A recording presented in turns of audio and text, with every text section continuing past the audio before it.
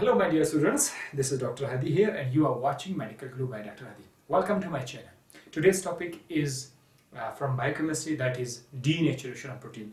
In my previous video, I have discussed a lecture on precipitation of protein, and in today's lecture we will discuss how a protein is denatured. What is denaturation? Because the word denature is used in so many points, in so many aspects of biochemistry or physiology. So this is a very related term with protein. If a student don't know the word denaturation, he or she may face so many difficulties in that protein topic. So in today's lecture, the points to be discussed are the concept of denaturation, the agents, what are the agents that cause a protein denaturation, and the characteristic of a denatured protein, means if a protein is denatured, then what happened to that protein, what are the changes that take place in that protein. So let's start. The definition of a denatured protein here is disorganization of the native protein structure. As we know very well that a protein has different level of organization. There is a primary structure of protein, the first level, the first organization, not that much advanced, and then we have a secondary structure of protein which is a little bit advanced than the primary structure, and then we have tertiary, super secondary and quaternary. So there are step-by-step advancement in protein structure, and we already discussed these organization structure of protein. And we also know very well that when a protein is in its specific shape, that we use the word native, when a protein is in its native shape, it will perform very well in that shape. It will function up to the mark, optimum level. But if that shape of protein is changed, then you can't expect that protein will perform the same duty. So what are these structure? Let's suppose this is sorry, I'll make it a little bit straight chain. Let's suppose this is a primary structure of protein that we have amino acid. I usually denote small circles with amino acid. These are amino acid. In today's lecture, we don't need the structure of amino acid. We just need the concept. So suppose these are amino acids, they are linked with one another, and we have a polypeptide chain, and you can call it a protein.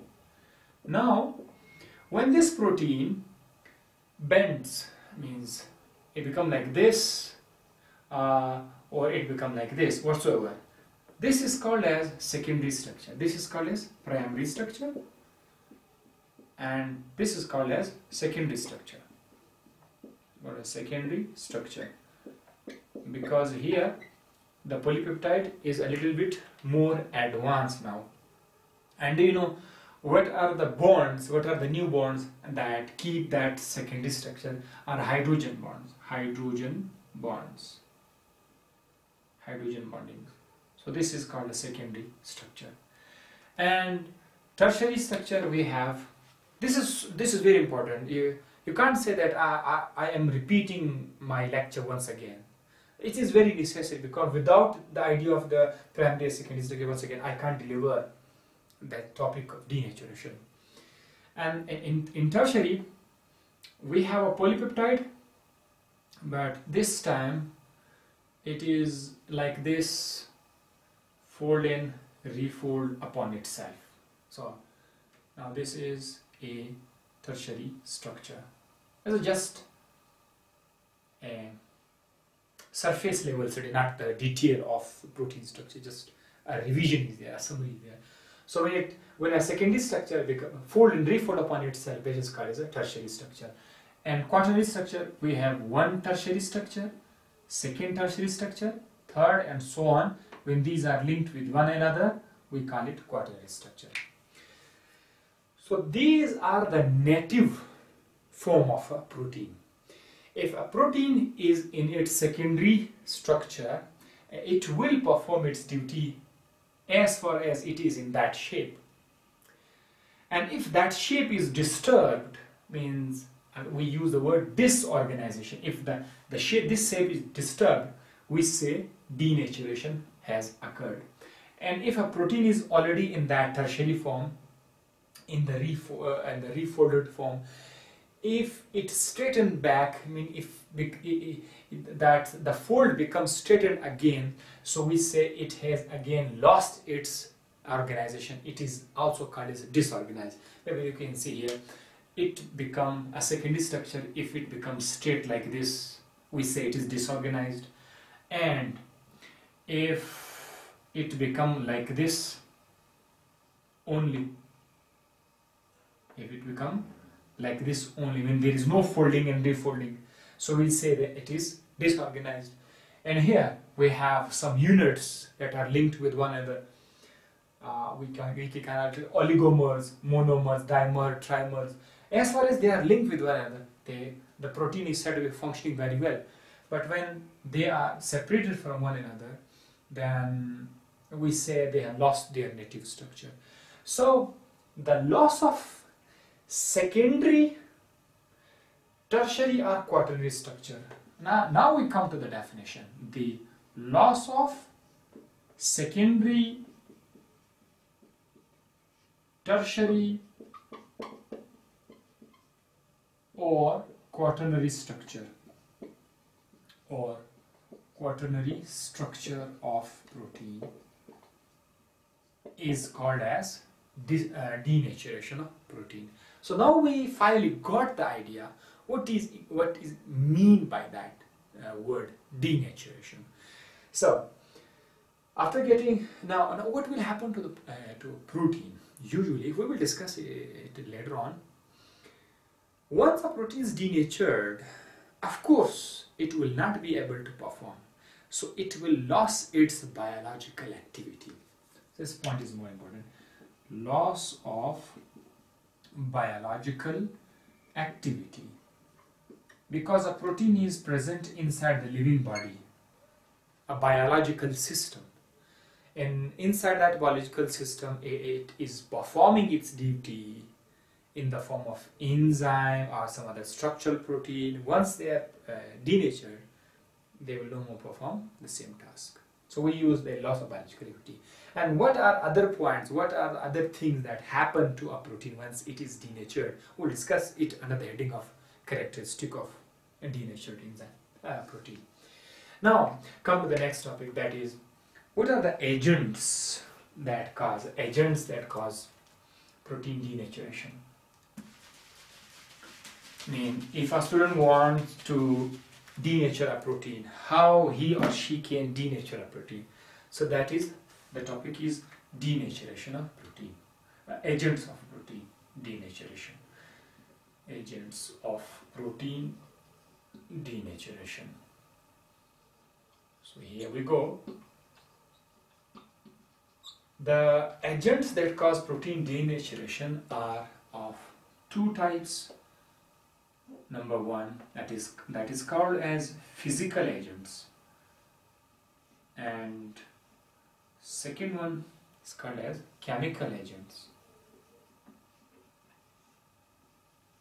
The agents are classified into two categories.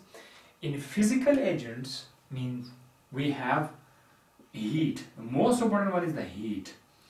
If you provide heat to a protein, then that protein will become denatured.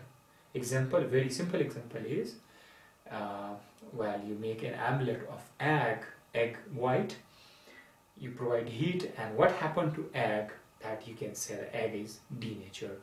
The egg white is denatured because egg white, in egg there is a white and yellow part. The egg white part is protein, and of course a liquid, in the liquid form. So when you heat, it becomes milky and becomes solidified. So we say that protein is denatured. And so this is the heat that cause denaturation of protein. And then we have X-ray. X-ray is also an agent that can cause protein denaturation, and there are some more agents as well, but these are most important. Heat and X-rays are most important. And you can add ultraviolet radiation as well, ultra UV light. Yes, they can also. So heat and radiation, they can cause protein denaturation. Now chemical agents. Chemical agents are different kinds of acids. Like the easiest one is the HCl. HCl is an acid produced in our stomach, and when you eat protein, then that HCl inside your stomach will denature protein, and maybe it helps in the digestion, because a denatured protein is easy to digest. That HCl is performing the same task. We know that HCl is it kills bacteria as well, right? So a kind of antiseptic role of HCl in the body, but it also denatures protein because it is an acid. There are some other acids as well that help to denature protein. Then we have alkalis, different kind of alkalis, sodium hydroxide, right? They can cause protein denaturation. And we have positive ion like lead, zinc. These are heavy metal ions. You can denature a protein. And remember, the positive ions, the alkali and acid, these were discussed under the heading of precipitation of protein as well. And these agents can also cause precipitation of protein as well as the denaturation of protein. In my next video, we will compare denaturation, precipitation, and two more terms, coagulation and flocculation. So the four terms are related, and we will discuss them and we will compare them. Once we finish that denatured protein, denaturation, we discussed precipitation of protein, denaturation of protein. In the next video lecture, you will also learn some more topics related to that denaturation is the coagulation and flocculation. After that lecture, we will compare these four headings, and you will like that video as well, inshallah. So these are the chemical agents that can cause protein denaturation. Now come to the next topic, the special topic, that is characteristics of denatured protein. Mean what happened to a protein when it is denatured. So here is the characteristics.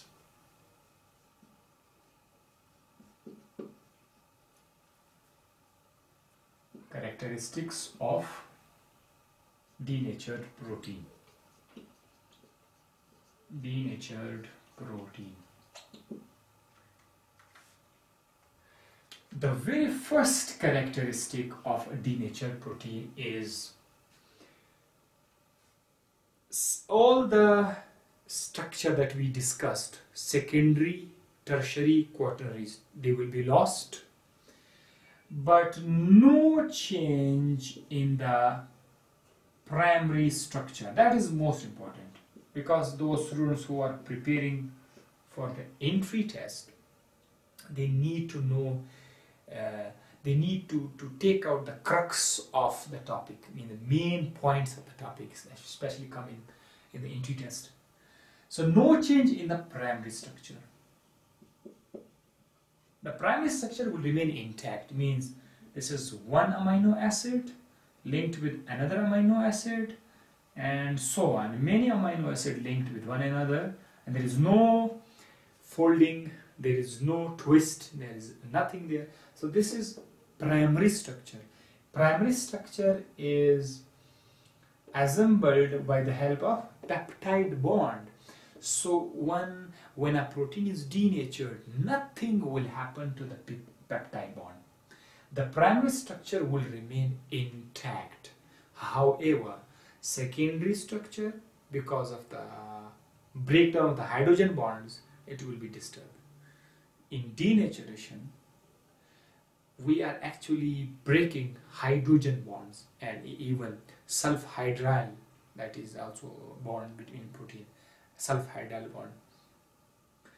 This is the reason that when a protein is denatured, first of all, this is a protein, and when before its denaturation, we say that one amino acid, here we have another amino. Suppose there are many amino acids, and in between the CO, C double bond O and NH of other amino acid, there is hydrogen bond between the hydrogen of the NH and the oxygen of the C double bond O, and because of the hydrogen bond we have that secondary structure. So when you provide some agent like heat or some chemical, usually the hydrogen bond is broken. So when the hydrogen bond is broken, and it results in denaturation. So as a result, we will be having a group like CO, like this polar group, COO minus and NH4 plus. So polar groups will be exposed. Even SH, this is SH, sulfhydryl group. Sulfhydryl group, NH group, CO group, it will be exposed, because before that they used in hydrogen bonds. So after denaturation, the polar groups will be exposed. That is most important. Polar groups will be exposed. So anything that happen, the change will occur in the secondary, tertiary or quaternary structure, but nothing will happen in the primary structure. Now this is the first point. Then we have the second point. The second point is viscosity. The thickness. Viscosity will increase. I am giving this sign for increase. Before denaturation, when protein is intact, I mean no changes has taken place. In this way, the viscosity will be very, very less. But once a protein is denatured, the viscosity will increase. This is the second point. The third point is, I have already discussed ionizable and sulfhydryl groups. This is already discussed. Ionizable groups or sulfhydryl groups, these will be increased. Meaning you will see many ionizable groups and sulfhydryl groups. Once a protein is denatured, you can see these will be exposed. And then we have next very special point, that is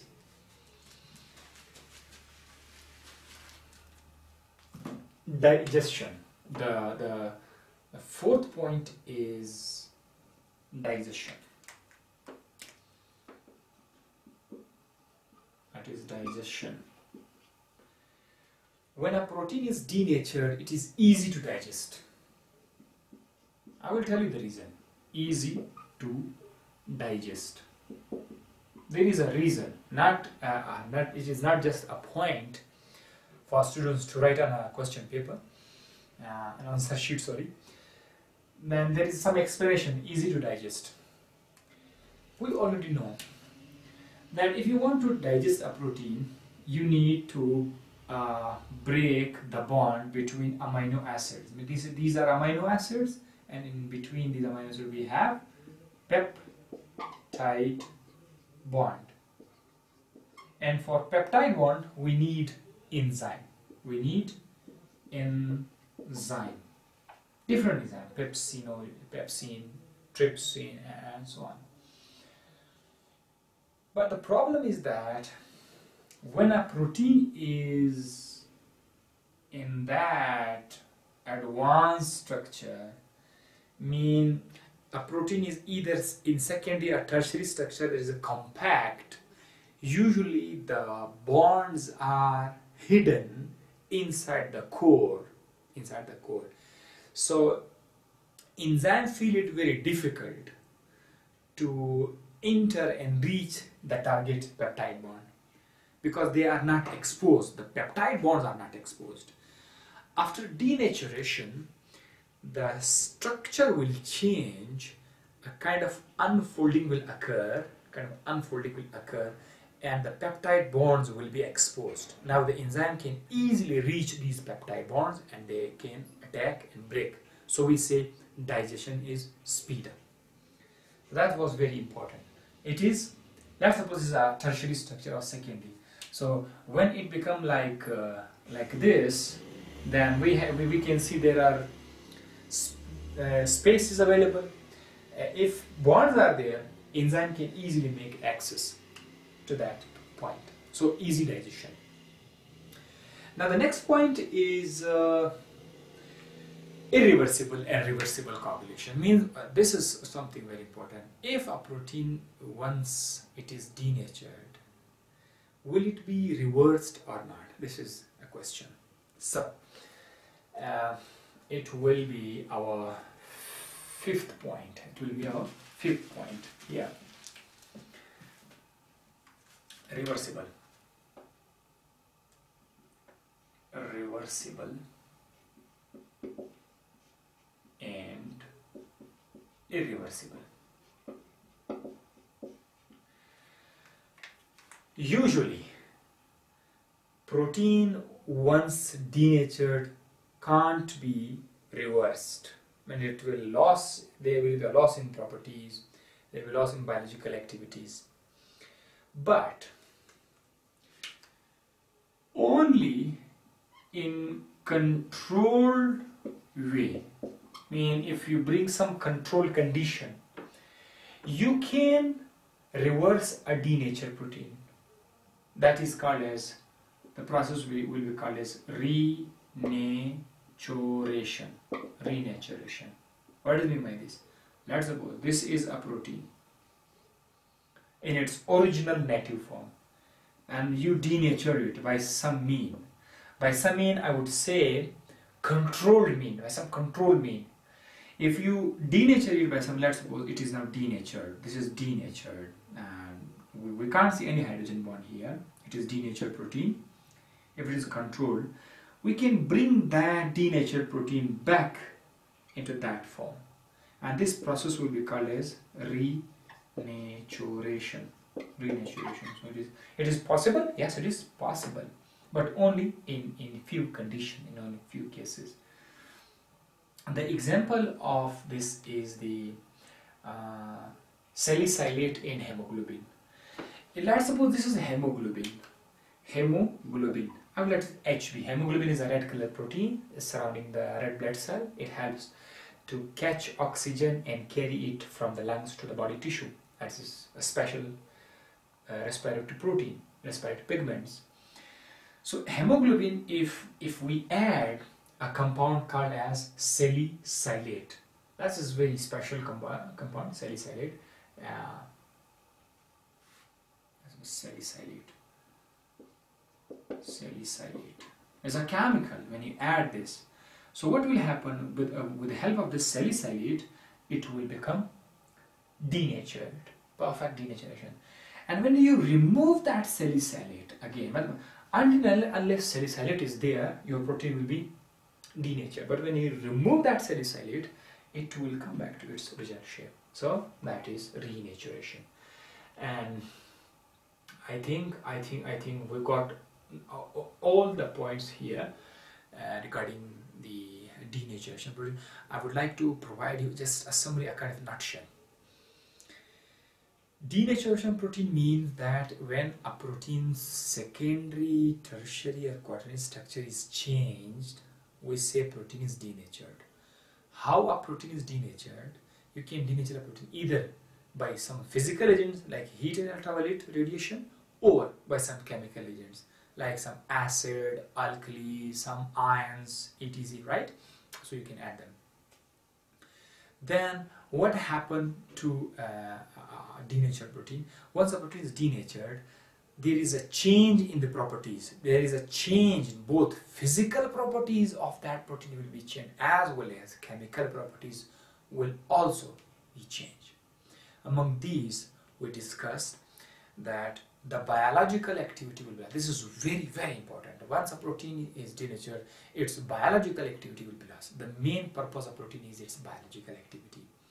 Then the denatured protein is can be easily digested. And then we also saw that a denatured protein can be reversible or irreversible.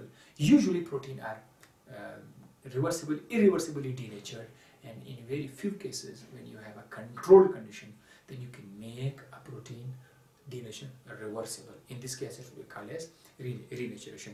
My dear students, that was my video up to that point, and the topic was denaturation of protein. I hope you like that video, understand my lecture, you enjoyed the lecture. If not, just give us a smile, and if yes, give us a like. Share the video with your friends. Take care. Bye bye.